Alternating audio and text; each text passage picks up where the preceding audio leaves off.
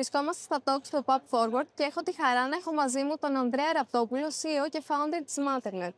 Καλώς ήρθατε. Βρίσκεστε εδώ σήμερα υποστηρίζοντας το πρόγραμμα.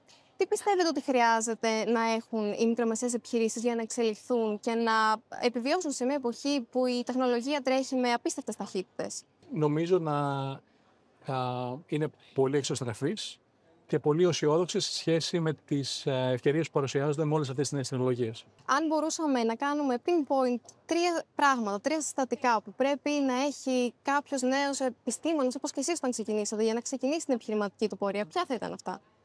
Νομίζω το πιο βασικό ίσως, ή ένα από τα πολύ βασικά, είναι να είναι καλής σχετικά αφελής σε σχέση με τον χώρο τον οποίο πρόκειται να υπηρετήσει. Να έχει άγνοια κινδύνου. Και άγνοια κινδύνου, είναι εξαιρετικά σημαντικό. Αλλά όταν ξεκινάς κάτι καινούριο, υπάρχουν όλοι αυτοί οι έξυπνοι που θα σου πούνε γιατί ποτέ δεν πρόκειται να δουλέψει. Και αν τους ακούσεις, απλά δεν θα ξεκινήσεις. Έτσι. Αυτό είναι το πρώτο. Το δεύτερο είναι νομίζω να έχεις τρομερή αισιοδοξία. Δηλαδή, πραγματικά να πιστεύεις τελικά ότι μπορείς να συνεισφέρεις στον πολιτισμό. Έτσι, και να επιτύχεις κάτι το οποίο μπορεί να αλλάξει πώς λειτουργεί ο κόσμος γύρω μας. Έτσι. Και το τρίτο, νομίζω, είναι υπάρχουν πάρα πολλές δυσκολίες πάντα. Έτσι. Και αυτό που νομίζω μου αρέσει αυτή η παρομοίωση, έτσι, όταν πας και κάνεις μαθήματα advanced οδήγησης, σου λέει μην κοιτάς ποτέ το εμπόδιο. Γιατί αν κοιτάς το εμπόδιο θα πέσεις πάνω του. Πάντα πρέπει να κοιτάς το άνοιγμα. Νομίζω αυτό πρέπει να σκεφτόμαστε ως entrepreneurs όλοι μας. Πάντα υπάρχει κάποιο άνοιγμα. Ο σκοπός είναι να βρεις αυτό το άνοιγμα όσο πιο γρήγορα γίνεται και να μπορέσεις να οδηγήσεις εκεί πέρα. Ξεκινήσατε από το Δημόσιο Σχολείο του Βύρωνα, φτάσατε στο Λονδίνο και από εκεί στη Silicon Valley και την ίδρυση της εταιρείας το 2011.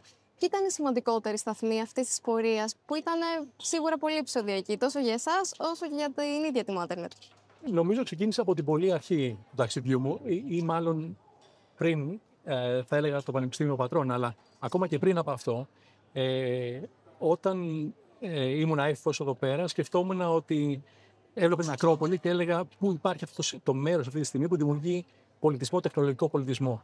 Και κατάλαβα ότι αυτό το μέρος είναι η Silicon Valley και σκέφτηκα ότι θα ήθελα κάποια στιγμή να βρεθώ εκεί και να μπορέσω να δημιουργήσω κάτι που θα μείνει στις επόμενες γενιές σαν ένα καινούριο τεχνολογικό υπόβαθρο. Παρακαταθήκη δηλαδή. Κάπως έτσι, ναι. Οπότε, όταν ξεκίνησα τις σπουδές μου στο Πανεπιστήμιο Πατρών ως μηχανολόγος και αεροναυτικός, ήμουν πολύ τυχερός γιατί βρέθηκα σε ένα εργαστήριο του κ. Κωστόπουλου που ήταν εξαιρετικά εξωστρεφές και είχε σαφές πεδίο όχι μόνο την Ελλάδα, αλλά την Ευρώπη και τον κόσμο. Έτσι. Οπότε υιοθέτησα από πολύ νωρίς αυτόν τον τρόπο σκέψης. Μετά βρέθηκα στο Βασιλικό Κολέγιο Τέχνης στο Λονδίνο, που μου δόθηκε η δυνατότητα να δουλέψω σε μια καινούργια τεχνολογία και αυτή ήταν την πρώτη μου τεχνολογία και έτσι ξεκίνησε το ταξίδι μου. Πέρυσι λανσάρατε την υπηρεσία Home Delivery και πήρατε και την πρώτη σας άδεια για τη λειτουργία drone στην Ευρώπη. Σωστά? Ναι, στο πρώτο κομμάτι. Η Matternet παραδοσιακά από το 2017 έχουμε επιχειρήσει στην Ελβετία και από το 2019 στην Αμερική. Συνεταιριζόμαστε εκεί πέρα με τη UPS και το application εκεί πέρα είναι B2B. Μεταφέρουμε πράγματα μεταξύ νοσοκομειακών μονάδων.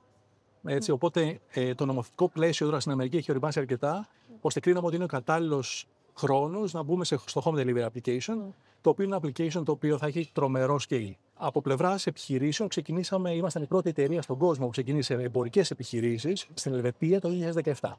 Έτσι, και ξεκινήσαμε στην Αμερική το 2019. Στην Ελβετία έχουμε μια θυγατρική, η οποία έχει αδειοδοτηθεί ως αεροπορική υπηρεσία για operations of drones, έτσι. Και με βάση αυτή την άδεια μπορούμε να κάνουμε operate οπουδήποτε στην Ευρώπη. Στην Ελλάδα επίσης έχουμε ξεκινήσει μια προσπάθεια. Το 2022 φτιάξαμε μια θυγατρική εδώ στην Ελλάδα και ο σκοπός μας είναι να φέρουμε το νωρίτερο δυνατό, όσο μας επιτρέπει η αγορά και το νομοθετικό πλαίσιο, αυτού του είδους υπηρεσίες επίσης στην Αθήνα. Άρα τι σημαίνει αυτό το ορόσημο του home delivery για εσάς? Είναι πραγματικά ο χρόνος, αυτό το inflection point που βλέπουμε στο scale όχι μόνο της εταιρείας της δικής μας, αλλά όλου του χώρου. Σας ευχαριστώ πάρα πολύ, κύριε Ραπτόπουλε. Ευχαριστώ και εγώ.